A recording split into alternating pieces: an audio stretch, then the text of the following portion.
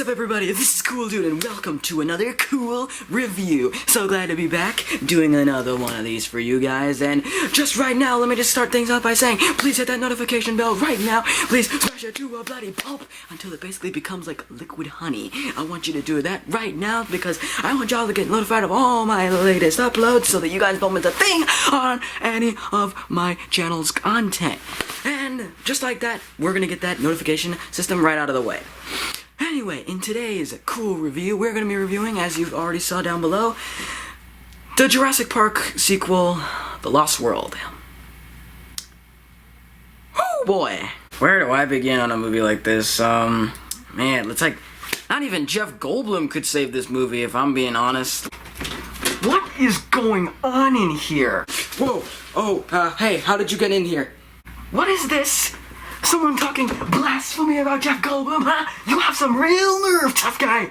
Hey, look, I never said I hated Jeff Goldblum. I mean, he's a decent actor, but like, you know, the movie itself, it wasn't... The internet would like to let you know that that movie is a masterpiece. Jeff Goldblum is awesome, the characters are just as great, CGI is great, effects are great, everything about that movie is awesome. And the fact that you don't see it proves to me that you're a betrayer of the internet's thoughts. It's time for you to... Okay, wait, stop, please. Okay, look, level out with me. I promise. I'll give all my reasons to why this movie I don't think is that good. Please. I'm not even a critic. Please. Just hear me out, okay? I promise I'll give my reasoning for all of it. Alright. I'll let you off the hook for now. But you better have some damn good evidence to support you not liking Lost World, or I'm gonna come back. And the internet's not gonna like you anymore. We're gonna be bombarded by hate comments. You better believe that.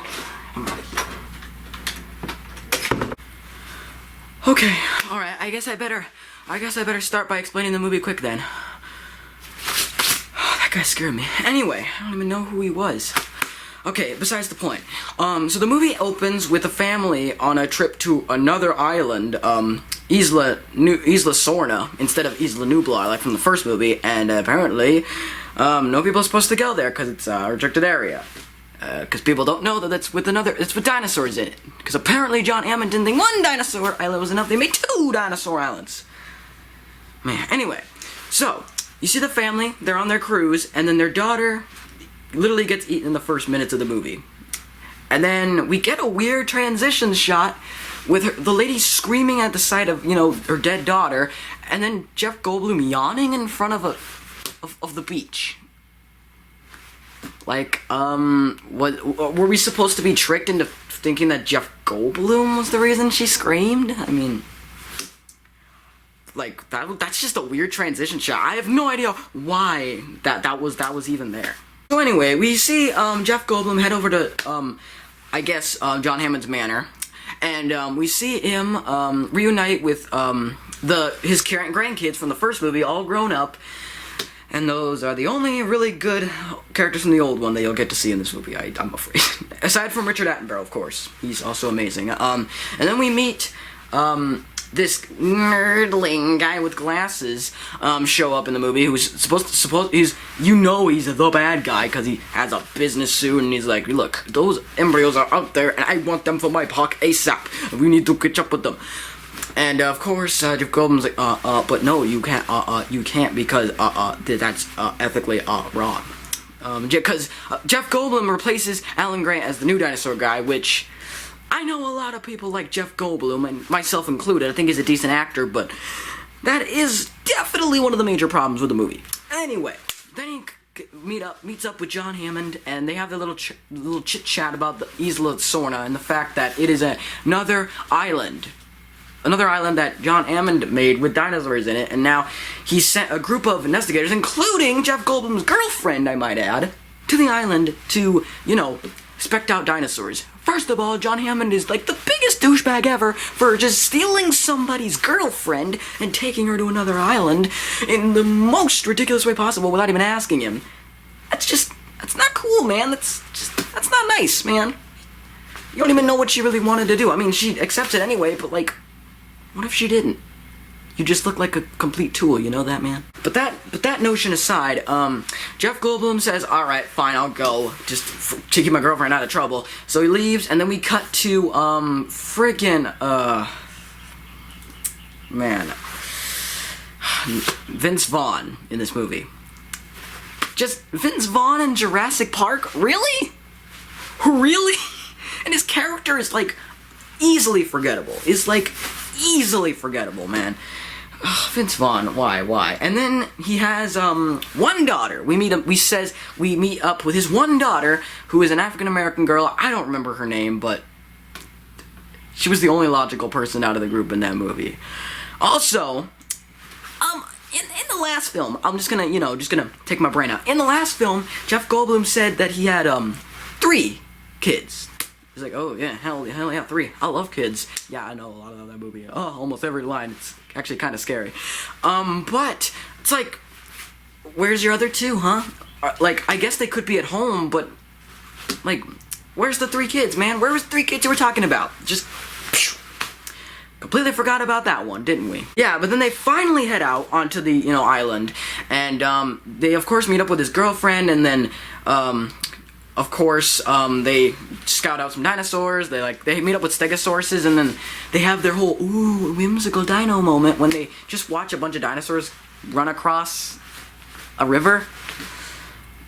Man, this is failing already. But anyway, then we meet up with the bald guy, another worker of the villain, although he's a hunter, who was hired by the guy with glasses to hunt down a T-Rex. Like, he wants to hunt down a T-Rex. That is his prime goal. But then he and his group of hunters are hunting down the dinosaurs, stampeding, trying to get away from them, and they see, oh no, they're so cruel. So, like an idiot, Vince Vaughn lets the dinosaurs free, and sure enough, they destroy their whole camp, and then they have a cool, actually, honestly, pretty cool T-Rex scene with the trailer where it's about to fall off the edge, and then it gets, in a ridiculous way, they get saved by hanging onto the very edge, and somehow nothing from the falling trailer, because it's like this on the cliff, they're like on a rope right here, and it goes literally straight across from them.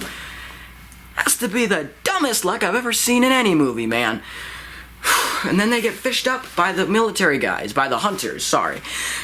And they realize they're gonna have to work together if they want to get off this island. And the rest of the movie is pretty much them trying to get away from the dinosaurs like in the original. Except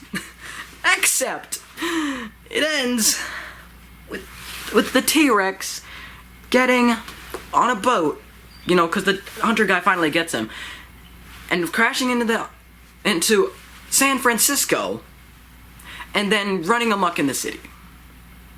Okay, before I go on my rant about this movie, why I don't think it's good, let me talk about the few good things in it. Number 1, the music, of course, by John Williams is always going to be great. John Williams, like, if nothing else with these Jurassic Park, John Williams' score is just absolutely beautiful. Always will be. At least, my opinion, but a lot of people agree with me on that, so. And then again, the animatronics made by Stan Winston are, again, incredible. Just, again, miraculous. I'm never going to stop praising the hell out of those animatronics, because, god damn it, I wish I could see those in person. It would have been a lifelong dream of mine, honestly. Just being up close and personal with those animatronics, that must be so unbelievably awesome. Again, the CGI isn't really that great, but that's, like, nothing compared to the rest of the problems this movie has.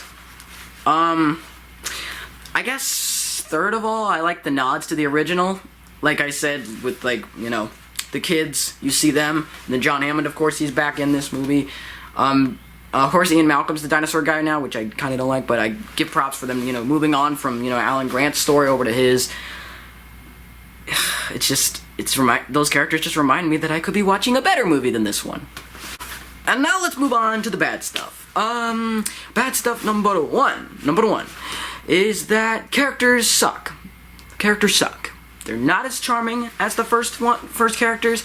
Even, like, Ian Malcolm feels that Jeff Goldblum is just, like, overselling it for me. Like, it's a bit too much. His, like, acting feels weird at moments. It's, like, super awkward. It's, like, I don't know what was in his head during the making of this movie, but, like, it's definitely not the same, like, Ian Malcolm that we loved from the first one. And then there's, like, so many forgettable characters. So many forgettable characters in this movie.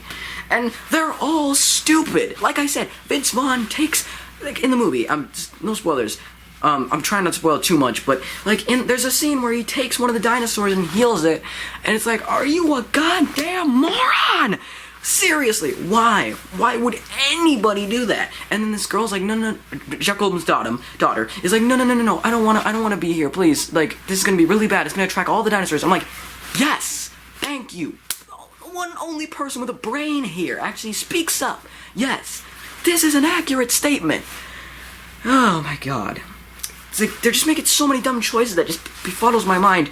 And the other problem is, it feels kind of like forced. Like, again, with the scene with the Stegosauruses walking around and they're like all in awe and shock and like beautiful and wondrous. It feels like it's forcefully like shoving down your throat, trying to recapture the magic and like thrill of seeing dinosaurs on the big screen like in the first Jurassic Park, but none of it's there. You don't get any of the wonder, any of like the flair, the fun, or like, you know, the weirdly enough whimsicalness of like seeing the dinosaurs. 'Cause, no, we've already done this. You can't make lightning strike twice, especially not that quick, because the scene is pretty hastily rushed. It's like, it doesn't feel the same. It really doesn't feel the same. Alright, and problem number 3, literally the ending. I'm sorry, I need to spoil the ending, because it's just so stupid, in my opinion, so stupid. The T-Rex is running through San Francisco, tearing apart streets. You see him like eat a dog with a doghouse, drinking out of the pool, or like a pool of like a nearby house, and you see him like destroying the San Francisco like entry sign and roaring into the city. It's like, what? No. Am I still watching Jurassic Park? Like, I know, like, because I watch behind the scenes with movies quite a bit, especially with Jurassic Park, and Steven Spielberg said, like, he wanted, like, a Godzilla type of, you know, thing for this, but no, like, this is not Jurassic Park. This is simply not it, and it's stupid. And the way, especially the way the T-Rex actually gets onto the island is so stupid. Like, you see, you know, their dismembered hands, you see bits of the crew members obviously eaten by the T-Rex, and then somehow the crate is still closed. Could somebody please tell me how the T-Rex somehow got out of its cage, ate everybody up, and then got back into that cage and locked itself back in? I thought these guys were supposed to have like idiotic brains, you know, visions based on movement and whatnot. How the hell did that T-Rex figure out how to eat the people and then get back onto the crate? It's just, it is a giant, massive plot hole, and it is really bad. There is literally nothing you can say about it to redeem it. It is so unbelievably dumb. Another big problem is number 4. Like, it's too much of the same thing. Like, we've seen this before, done better in the first one. Dinosaurs eating people on an island. There's really no difference.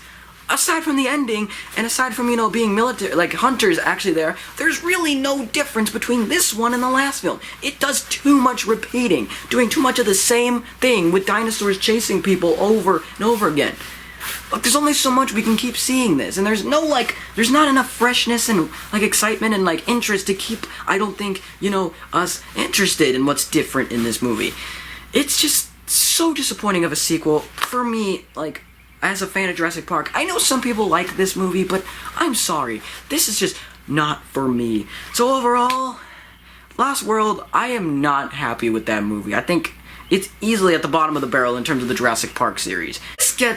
This gets honestly a Power Glove out of 5, man. 1 out of 5. This is just awful. If you really want to see it, then, like, fine. But, man, compared to Jurassic Park, this was just not good at all. But, ladies and gentlemen, that's going to wrap it up for this review. Hopefully you guys enjoyed it. Again, don't take any hate towards me. I am not a critic. This is just me giving my review on movies. I'm not like an expert critic or like, you know, Mr. Know-It-All in terms of movies, so don't send any hate mail. Don't send any like spam like, screw you, I love Lost World. Okay? We can all share our opinions in a nice, peaceful way, and if you have a different opinion, that's perfectly fine. I love that. That's great. Everyone can have their different opinions and be happy with it. But no spreading hate, please. Anyway, until next time, stay cool, everybody, and I will see you in the next video. Bye-bye, y'all.